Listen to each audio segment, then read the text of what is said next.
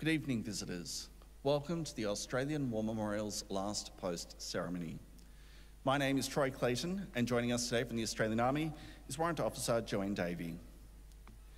We acknowledge members of the Navy Indigenous Development Program who are joining us this evening. We welcome the veterans who have served, those that are still serving, and the families that support them. We also acknowledge the members of the RSL and Services Club Association, RSL Victoria, and RSL Queensland who are watching the ceremony broadcast across Australia. During the ceremony, wreaths will be laid at the base of the Pool of Reflection by visitors, as well as students on behalf of the following schools. From New South Wales, Bombarderi Public School. From Western Australia, John Calvin School Secondary Department, Yakamai, Albury. And from Victoria, Vermont Primary School. Please stand and join in singing the National Anthem.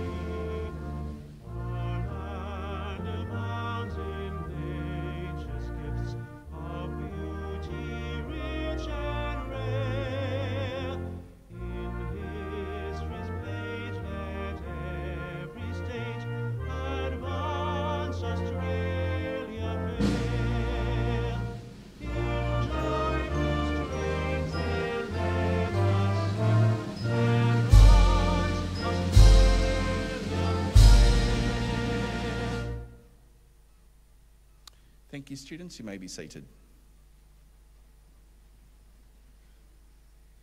The Australian War Memorial was the vision of Charles Bean, Australia's First World War official historian. Bean landed with the Australian troops on Gallipoli and stayed with them at the front through to the end of the war. The idea of this national memorial and museum came to him at Pozières, France, in the depths of the bloody fighting of 1916. Bean's idea was that this would be a place where families and friends could mourn their loved ones buried in faraway places. It would also be a place that could help all Australians understand what these men and women had endured and what they had done for us. Bean's vision, to which we remain true, is best expressed as inscribed in the entrance to the memorial's galleries. Here is their spirit, in the heart of the land they loved, and here we guard the record which they themselves made. Tonight, we'll read the story behind just one of those on the Roll of Honour, which lists the names of more than 102,000 men and women who have given their lives for us in war and operations for more than a century. But first we present a lament, Flowers of the Forest. Wreaths or floral tributes will now be laid at the base of the Pool of Reflection.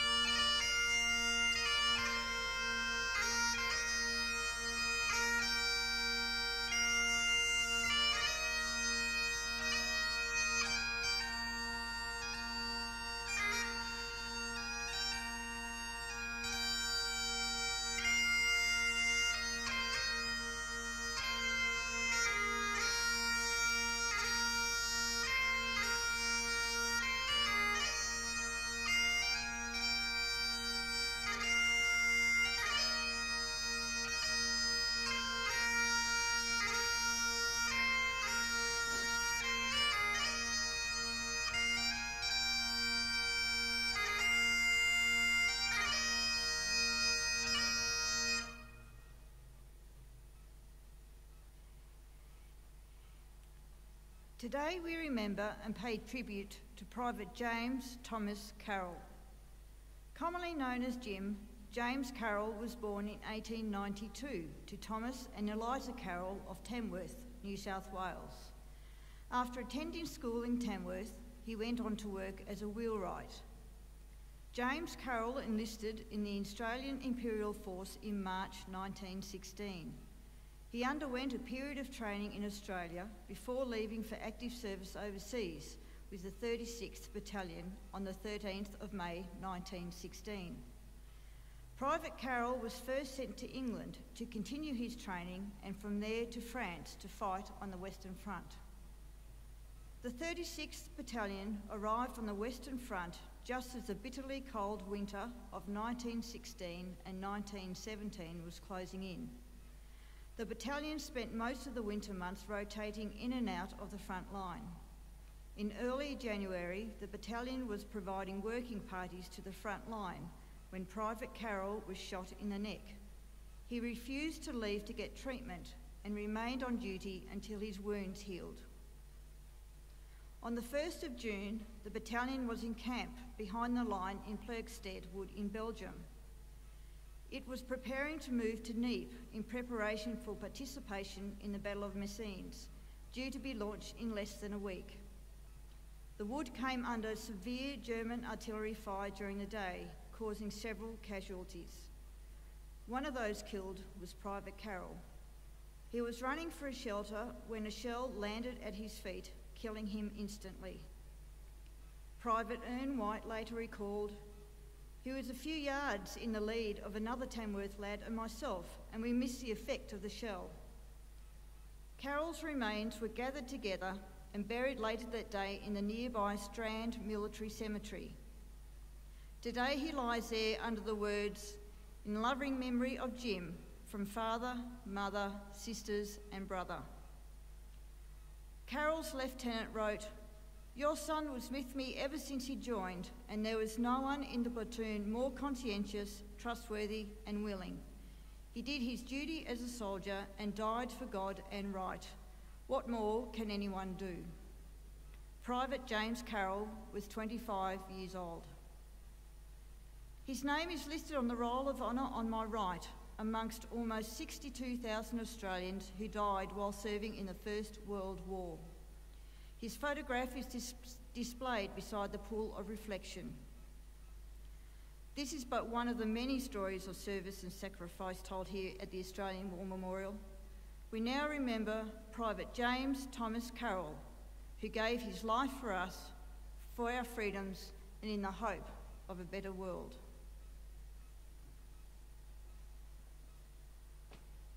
Please stand for the reading of the Ode and the sounding of the last post.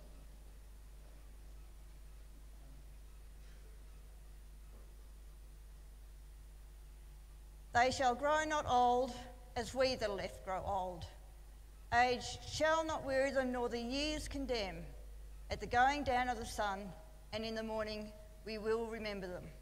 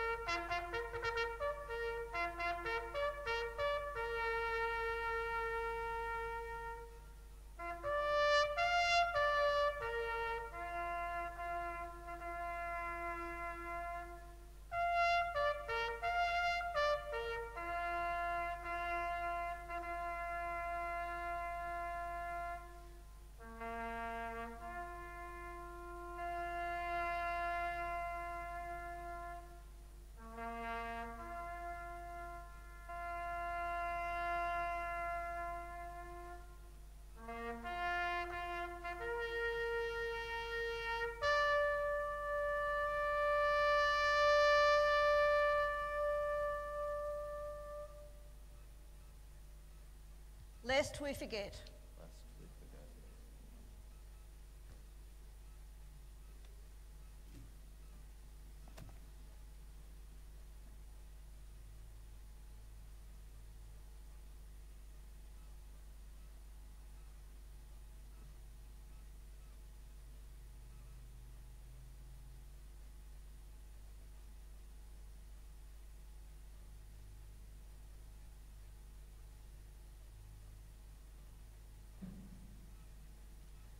We leave you this evening with the words of the memorial's founder, Charles Bean.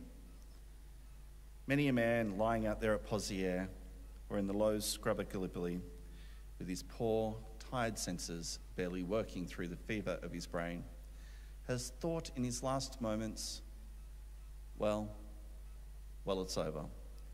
But in Australia, they will be proud of this. Ladies and gentlemen, girls and boys, that concludes the last post ceremony. We'd like to thank you for visiting the Australian War Memorial. Wish you all a very good evening. Thank you.